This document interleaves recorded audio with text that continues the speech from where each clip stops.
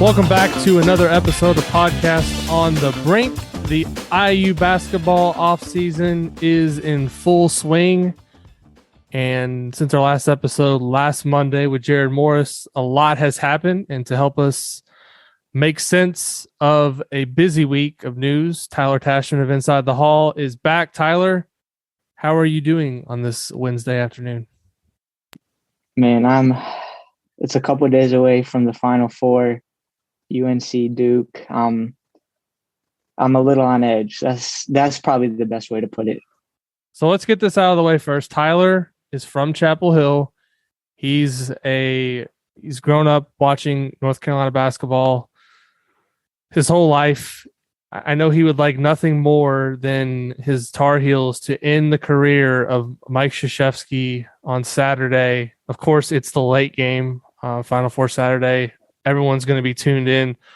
Tyler, how are you just approaching this game? What do you think are the keys for your Tar Heels to move on? They're a little bit improbable that they're even here in the first place. I think an 8 seed, but they were able to do what Kentucky and Purdue were unable to do, and Murray State also, which is beat St. Peter's. Did it pretty easily, but now they have obviously a chance to go to the national championship game, and really unique that it's going to be North Carolina and Duke facing off in the Final Four. I hate to say it, but right now I just don't have a good feeling about it. I don't know. Duke is playing well. I hope I'm wrong, but I think it's UNC's guards need to outplay Duke's guards. I think if RJ Davis and Caleb Love are going, Carolina has the potential to be one of the best teams in the country and I think win a national championship. Now, if Caleb Love is going to play like he did, and I think it was the first half against UCLA where he was had 3 points or something, then he went for 27 or whatever it was in the second half. I think whatever version of Caleb Love shows up is going to be huge. And same with RJ Davis. I think it's going to come down to guards for UNC, but I'm, like I said, don't have a great feeling. Hopefully I'm wrong, but I guess we'll find out. Yeah, I mean, in terms of we talked about obviously throughout the tournament the run of St. Peter's, but in terms of just quality of programs in the Final Four, to have North Carolina, Duke, Kansas, and Villanova, I think it's great for college basketball. I think it's going to be a well played Final Four. Both games I think are intriguing and interesting. Looking forward to it. Hopefully one day Indiana is back in the Final Four and we're talking about the Hoosiers going into Final Four weekend.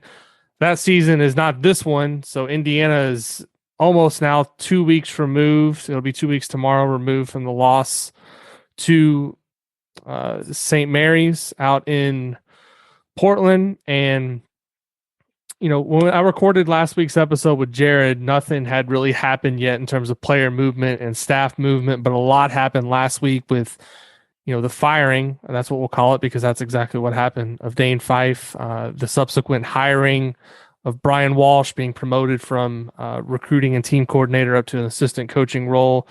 Yasir Roseman promoted from assistant coach to associate head coach. Same with Kenya Hunter, promoted to assistant coach to associate head coach. Just Tyler, what was your reaction to the Dane Fife news? Do you think it's significant moving forward in any way, or do you think this is, I obviously it's not often that you see a program kind of move on from one of their own, which Dane Fife, whatever you think of Dane Fife, he was a McDonald's All-American. He played at Indiana on the last team that went to a national championship game. He was definitely somebody that kind of helped bridge the gap from when the program moved from Bob Knight to Mike Davis and unite the fan base. And he worked in the Big Ten for a long time. He was well liked by the IU fan base. I think there was a lot of people, I had several people that I saw last week at various things around town, IU fans I'd run into. They said, well, what happened with Dane Fife? And the answers aren't totally clear. It obviously sounds like there was some things that went on behind the scenes or personality conflicts, whatever it was. We don't know for sure, but obviously you don't make a move unless there was some type of problem behind the scenes. What do you just kind of make of the whole situation, how it was handled, and how it impacts Indiana basketball moving forward? Yeah, it was interesting to see how kind of polarizing it was within the fan base, because I feel like, even after you have Mike Woodson that came out with a statement, sort of explaining things to a certain extent, but not really giving away a lot. That there was a lot of people still supporting Dane Fife, and like you said, he's a guy who played for Bob Knight. He's someone that's really well liked within the fan base, and that's kind of the problem you run into if you hire someone who played at IU. We've kind of seen this issue, I guess, to a certain extent, with Patrick Ewing at Georgetown, in that, they had a horrible season, but you just kind of have two different sides of the argument, and it just becomes more complicated when someone played for the university that they're coaching at, because there's just much more invested in them. So to me, it also signaled of Mike Woodson is going to do what he feels is right, and he's not going to care what anybody thinks about it. If he was tiptoeing around things and saying, "Oh, I don't want to upset people," and having Dane not come back is probably going to ruffle some feathers and bring up some questions. But him making that decision was pretty obvious that he's going to do what he feels is best for the program and what he feels is best to put the program in a position to win. So, we'll find out whether that decision is indeed going to help the program. And, I think Brian Walsh, from everything that we heard from his Zoom conference yesterday, sounds like, he's a great guy to kind of fill in that role. And one thing I like about that hire is that it's continuity. He's been around the program for multiple years. He has relationships with guys on the team. So you're not bringing in someone that hasn't had any prior relationships with the players and coaching staff and everyone in the program. So, he's a guy that's been around, knows people in the program. So I think from that standpoint, initially it seems like he seems like a good guy that's kind of slid into that role. What did you think of just the messaging and how IU presented this information? You don't necessarily always see from a PR perspective. Typically it'll be somebody resigns or they're moving on to a different opportunity. Mike Woodson, in his comments, it was clear that this was his decision, that he was removing Dane Fife from the coaching staff. Were you surprised at just kind of how direct the message was? And, I kind of think it's actually probably a good thing that they said that, because they're at least giving some transparency and saying, this was Mike Woodson's decision. This is Mike Woodson's program, and he's going to, like you said, he's going to do what he sees fit. But you don't always see that when something like this is announced, particularly when it's somebody that played at the school and somebody that, there's obviously going to be questions raised. I'm just curious kind of what you thought of how it was handled, and if there was, from your perspective, anything they should have done differently, or if it was handled the way it should have been. Yeah, I mean, I thought it was handled pretty close to, as well as it could have been, in my opinion. And I know that there was some discussion about that they gave away too much, that it shouldn't be, this wasn't a good fit, or however it was worded, but it should just be, we're moving on, and not giving it not getting into as much detail. But, it seemed like from both sides. I mean, Dane Fife released that statement on Twitter. I think it was later that day or the next day, kind of just saying that, he was born a Hoosier, and he's always a Hoosier no matter what. So, there was definitely, it didn't seem like, at least publicly, there wasn't any mudslinging, from Dane Fife back, and any hard feelings. I don't know how he feels behind closed doors, but, I don't think there's one right way to handle this situation. And like I said, just because he did play for IU, it just makes things more complicated. And I don't think there's one right way to handle it. And I think the way that Mike Woodson handled it, and it seemed like Dane Fife handled it, it probably wasn't perfect, but I don't think that they necessarily did anything wrong either. It's the most wonderful time of the year for college basketball fans, and our friends at Homefield have the world's most comfortable, premium licensed collegiate apparel to get you ready for all of the madness. Run by IU grads in Indianapolis, Homefield produces the most unique apparel designs available for fans of your favorite school. Over 120 different schools are available at Homefield, and more are being added each month. Our current favorites at Podcast on the Brink are the Never Daunted Crimson t-shirt with the IU Oval logo and the Vintage Bison mascot hoodie. It's the most comfortable IU hoodie available anywhere. Podcast on the Brink listeners can save 15% off of your first purchase by using code BRINK15 during checkout at homefieldapparel.com. That's code BRINK15 for 15% off of your first purchase at homefieldapparel.com. You obviously wrote about Brian Walsh yesterday. Any big picture takeaways from what he said at his press conference? Obviously talked a lot about changes in his life, and obviously he just had a daughter, so congratulations to him on that. That's obviously a huge thing, and he's going through a lot of changes in life right now and getting this promotion. But just in terms of, you mentioned the continuity, it seems like he's done already a lot behind the scenes with recruiting, so it makes sense that he's going to slide into this role because he should be able to hit the ground running with a lot of the relationships that he's built. I found it interesting that he talked about not just the relationships that he has in Pennsylvania and Ohio, but also it seems, at least from what he said, that he's started to make some inroads with recruiting in the state of Indiana, which is obviously a key moving forward because obviously Mike Woodson being from Indianapolis, but Kenya Hunter and Yasir Roseman, they're kind of natural recruiting areas where they have the most contacts aren't necessarily the state of Indiana. So I thought it was notable that Walsh did mention the state of Indiana as a place where he really hopes to solidify what already seemed to be some really solid relationships. Yeah, to me, a lot of the messaging from Brian Walsh sounded a lot like what we've heard from Mike Woodson, in that with these relationships he has, he wants to be there for guys on the basketball court, off the basketball court. He wants to be there for them in just kind of life in general, and kind of transcending what they're doing as just coaches. And that's something Brian Walsh talked about, and that's something that Mike Woodson has talked a lot about and placed emphasis on. So, to me, that it sounded very in line with what Mike Woodson has been trying to accomplish and what he's been talking about.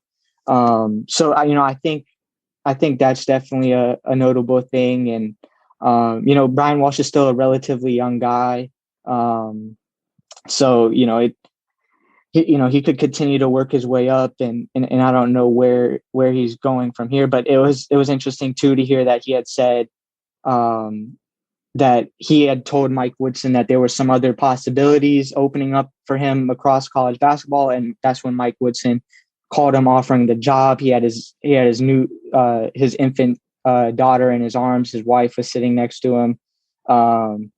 And that's what I talked to someone who had kind of got to know him in the AAU circuit. And he said, Brian Walsh loves IU. Like he just absolutely loves IU. So I think he also said that he's just a good person. And I think that's kind of going back to the reflecting to what we've heard about Mike Woodson too, is that he's just a good person that's trying to do more than basketball. So, everything, obviously we haven't seen any product on the court yet with this new change, but so far what I've heard seems to be promising.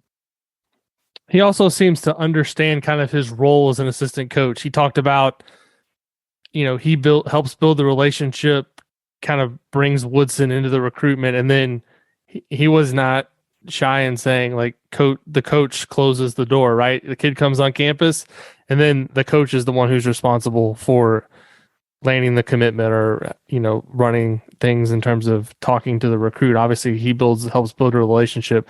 But I thought that was interesting that he kind of laid that out in terms of how he envisions himself working in concert with Mike Woodson, which I'm sure he's already done a lot, but he didn't shy away from the fact that he thinks Mike Woodson's been terrific, like in terms of like when kids get on campus, being able to impress them and really move a recruitment in the right direction. So I thought that was notable as well.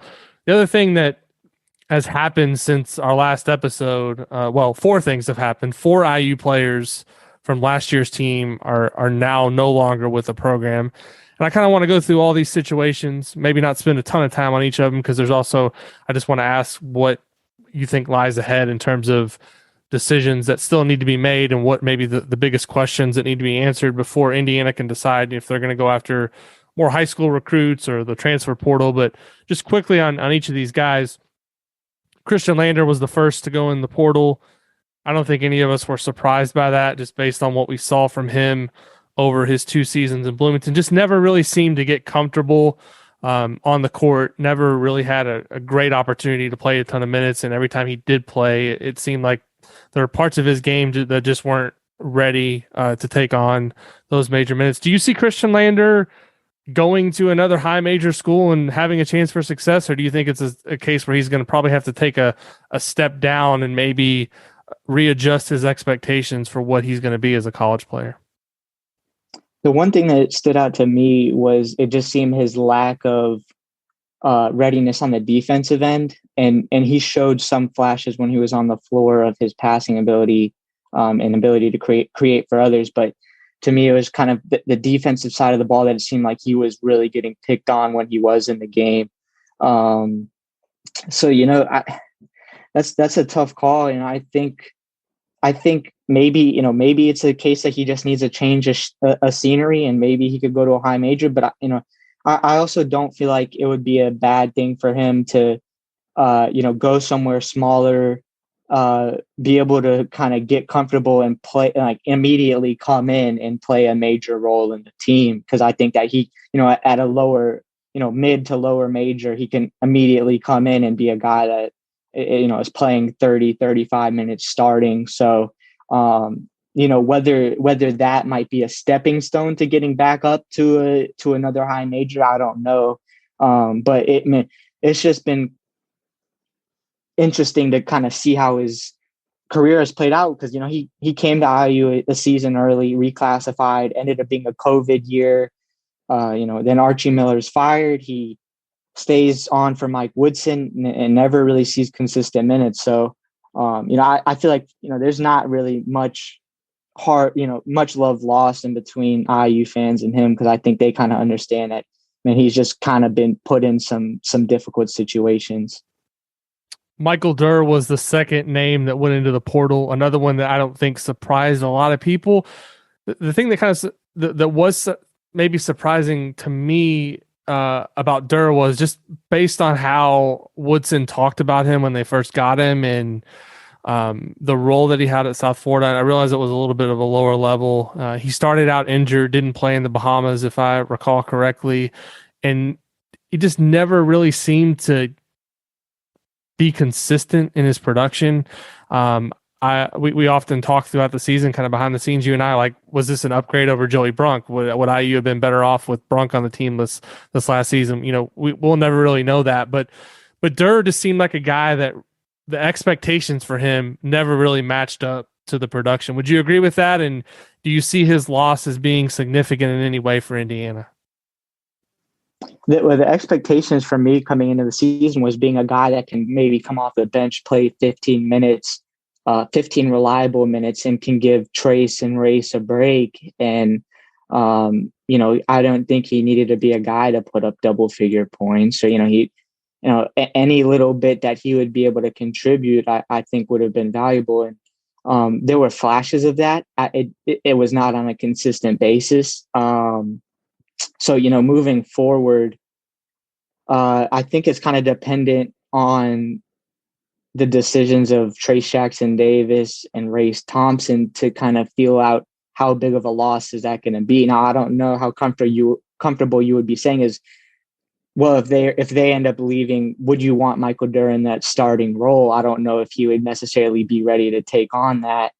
So you might have to look into the portal anyways. But I think, if Race and Trace end up deciding to come back, then, I don't look at that loss as necessarily, a big blow. I think that we'll probably continue to see some more moves into the portal when it comes to big men. So I think, to me, that would be the next kind of move for IU. to get someone that's ready to play immediately. Because it's more hit and miss when you have freshmen coming in that aren't acclimated to the college game. So, yeah. Yeah, it kind of goes into the decisions of obviously Trace and Race. If they come back, which we have no idea at this point what they're going to do. Jordan Geronimo, it seems like, is coming back based on what he tweeted after the season, but you never know with the transfer portal what's going to happen with any of these guys. But the other name that kind of figures into the mix is Logan Duncan, and we don't know what he's going to look like as a player moving forward. But if he's going to be a backup, even you believe in him and want to develop him long term, it would make sense that Durr moves on to kind of move some of those minutes and that opportunity over to Logan moving forward. So still a lot of moving pieces to figure out here with the rotation. But I think if you're talking about, would you rather have Durr for one more year or Logan be able to get maybe some development for Logan Duncan and see what he can do moving forward? I think you take the younger guy who was a top 75 recruit coming out of high school that you think could have some potential long term. I think he's got a lot to do in terms of bulking up and becoming more physical, being ready to play. He did have that suspension early in the season for a violation of team rules for 3 games that probably didn't help get him a chance for minutes. You do something like that early in your freshman season, and you're not, a 5-star kid that absolutely have to play. You kind of put yourself a little bit even further behind. He's another guy that early in the season had some injury problems, but it'll be interesting to see just how that front court rotation shakes out. But a lot of that has to do with what is going to happen with Trace and Race, which we don't know yet. Parker Stewart was the third name that, he kind of posted a message that was a bit vague originally about what he was going to do. It made it seem like when he originally shared that message on Twitter, and I don't know if he did it on Instagram, I saw it on Twitter, but that it gave the impression that he was potentially done with college basketball, but now we found out that he's in the transfer portal as a grad transfer. What does that loss mean for Indiana? I think more than anything else, I think it opens opportunity for Tamar Bates next season, Jalen Hood-Schifino, CJ Gunn to have minutes. I think if Parker Stewart looked at it rationally, he could probably figure out that those guys are coming in, the 2 newcomers that I mentioned, and also the fact that Tamar Bates is probably going to take on a bigger role, and he probably realized that he's not going to be a starter moving forward at Indiana. And if he wants to have a bigger role, he's going to have to go somewhere else. Stewart, as well as he shot, I thought many times he was too one-dimensional on the court. He didn't really, he defended at an average level, I would say, but in terms of offense, good 3-point shooter when he was open and in rhythm, but other than that, didn't really contribute much. What do you think that loss means, if anything, for Indiana? And do you agree with the hierarchy next season was probably going to lead to him taking on a diminished role if he were to come back? Yeah, he took a lot of heat this season from the fan base, and because, like you were saying, there was a lot of times where it seemed like he was one-dimensional. And looking back on his stats, he still shot 39% from 3. And I feel like if you would have said that at the beginning of the season, like Parker Stewart's going to shoot 39% from 3, you'd probably be pretty happy with that. But to me, it's like the guys that you mentioned, are they going to be able to take that step up in shooting a percentage like that? And I'm not sure. Tamar Bates, I personally think that he's going to take a huge step up next season. Just after getting used to playing in college. And there was just seemed to be a lot of kind of ups and downs as a freshman, high expectations for him coming in.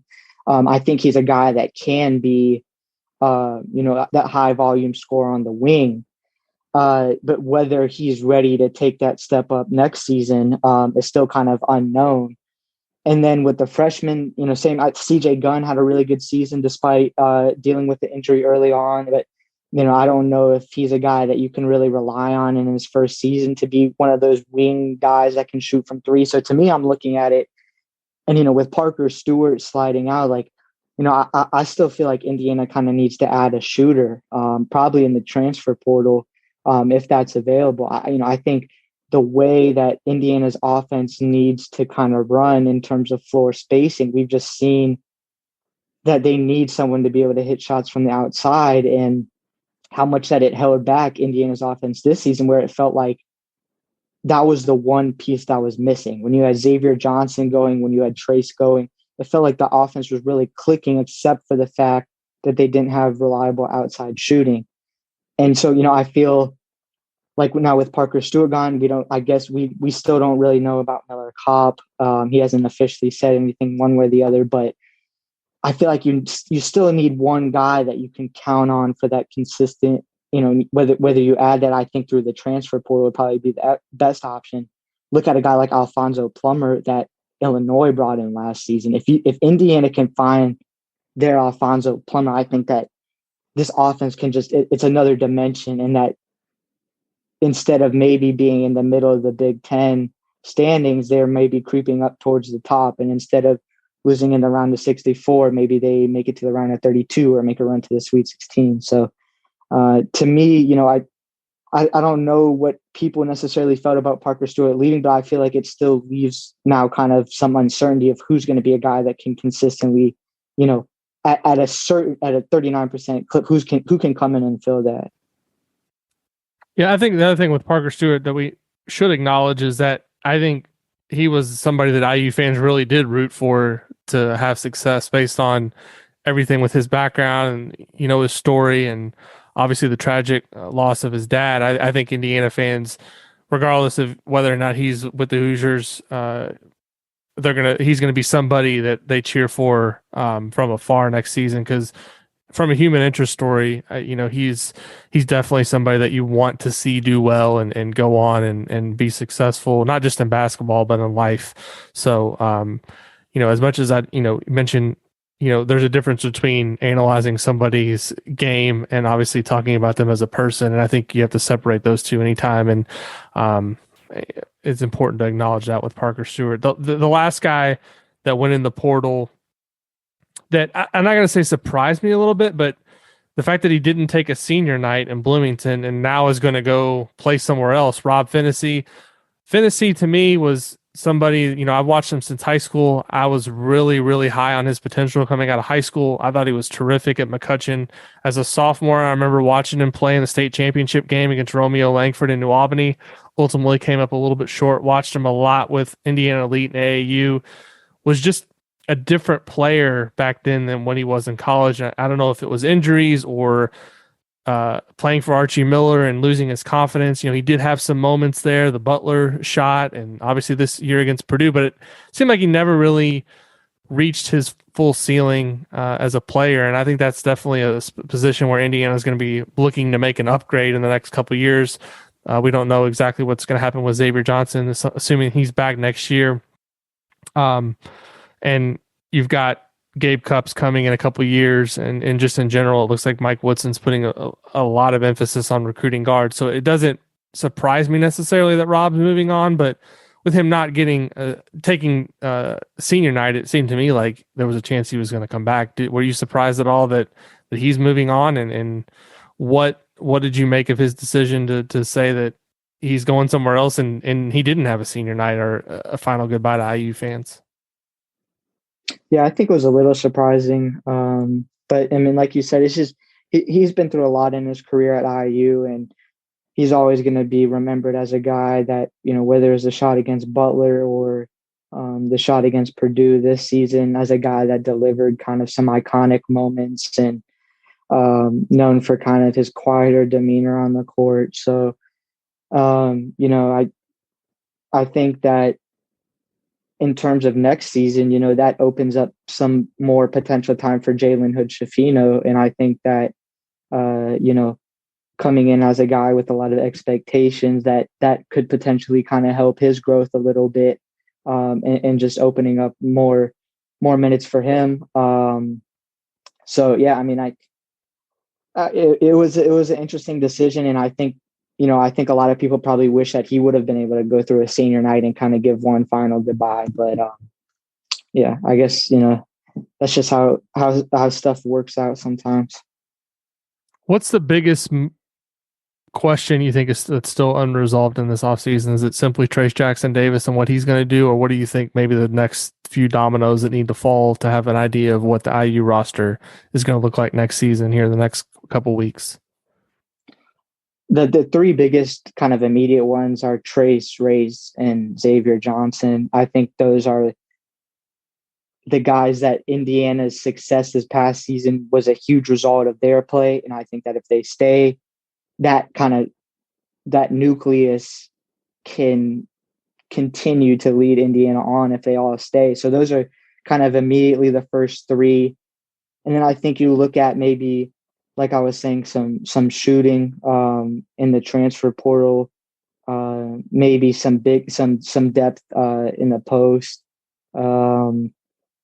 Because, if Trayce or Race leave, I mean, it's just so hard to predict next season right now, because if Trayce and Race stay, I think Indiana's in a really good spot. If they both leave, then right now I think you're looking around kind of like, well, who is going to be able to play that 4 or 5, because I think that there would be a huge hole right there. So I think a lot of it is just relying on their decisions. Beyond that, we haven't heard a lot of portal stuff. I feel like I think there's been some stuff popping up of Indiana showing interest, and I don't know if that'll change as kind of some more decisions come. But I feel like some of that stuff kind of needs to start get rolling a little bit, and as guys start to make their decisions. Yeah, I think one thing that's holding it up, and I've got the scholarship numbers chart pulled up on Inside the Hall, which I update every time somebody either commits to the program or leaves in terms of a scholarship player. Right now on paper for next season, there's 12 names that are potentially on the roster as seniors in terms of eligibility: Race Thompson, Xavier Johnson, Miller Kopp. Junior in terms of eligibility next season would be Trayce Jackson-Davis.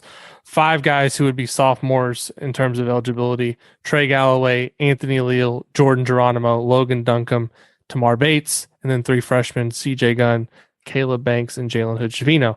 So if all of those guys are going to be on the team, there isn't a lot of room for a portal guy. So I think that's kind of where this comes into play, where they have to know what these guys are doing. And with Trey specifically, they may not know until the end of May what's going to happen, because the deadline for him to declare for the draft, I believe, is April 24th. He can put his name in the draft and say, I'm going to go work out for NBA teams.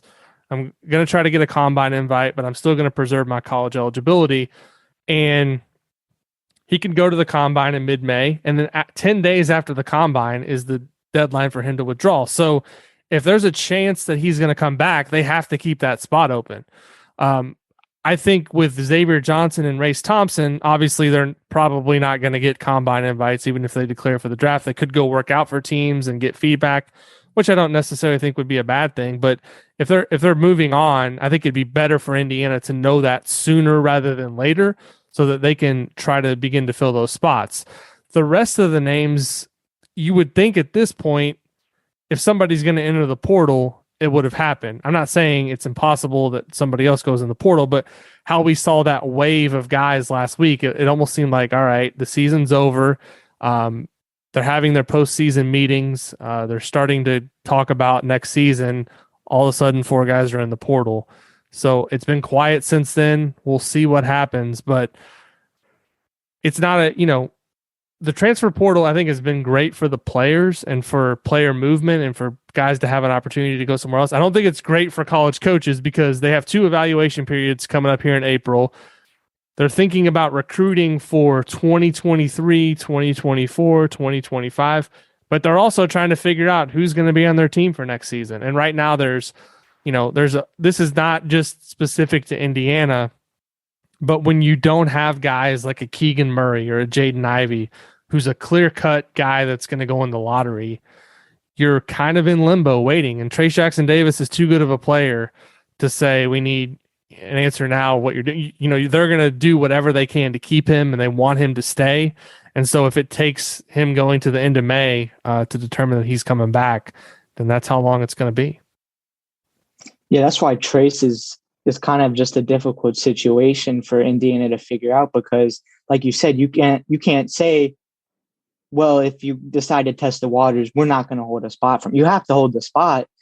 But if you hold the spot and then he decides to go, a lot of those guys in the portal have already committed. So you're kind of screwed if you're IU, because all the options you would have to potentially replace him in the transfer portal are probably gone. So, but you can't close up that option, because if he wants to come back, so it's just, it's kind of a difficult situation. So, that was making me think like, well, are they going to want to know immediately? Like he's either going or is he staying? I don't know if they would necessarily make him do that, or if he would want to do that. It would make it easier from a roster management standpoint. But and I'm curious about your thoughts on Race Thompson. Is that if he does come back, do you see him as a guy that could potentially sneak into the draft if he can say he shoots 30% from three, if he continues to develop that 3-point shot and puts up similar numbers in terms of rebounding and scoring? I mean, and he would be an older guy too at that point for being in college for so long. But do you see him as a guy that if he does come back, that his draft stock he could potentially work himself into like a G League contract or sneak into the second round? Maybe. I mean, you said 30% for three. He's going to have to shoot about 40 or 45% from three to make himself attractive to the NBA in any way. I just think, I mean, I look at him. Is he better than Jawan Morgan as a player in college? I mean, is he more versatile? No. I mean, Jawan Morgan's been a fringe NBA player right now. He's, he played a little bit as a rookie with the Jazz. Now he's on a 10-day contract with Boston, but he's kind of bounced back and forth between the G League and the NBA. I think the thing that we haven't talked about in this podcast, and I think it's a big discussion that's happening everywhere, not just in Indiana, but other schools that have players in the same situation as Race and Xavier Johnson and Trace, is what are they going to be able to get from NIL, right? Because I think with Race and Xavier Johnson, if they leave after this season and they're done playing college basketball, they're likely G League guys or going overseas in all likelihood.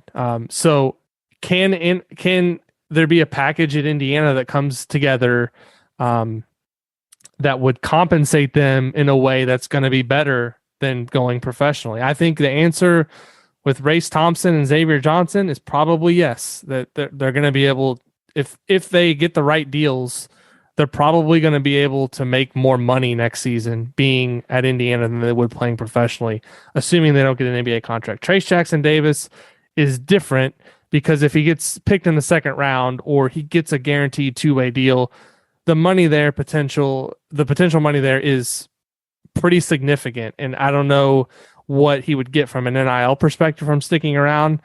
His decision seems a little bit more complicated than those guys. With Johnson and Thompson, to me, it just feels like, do they want to be in college still? Do they want to be college basketball players? Do they want to be in school another year? Because I think that in all likelihood, they're going to be able to earn more from NIL than they would playing professionally next season.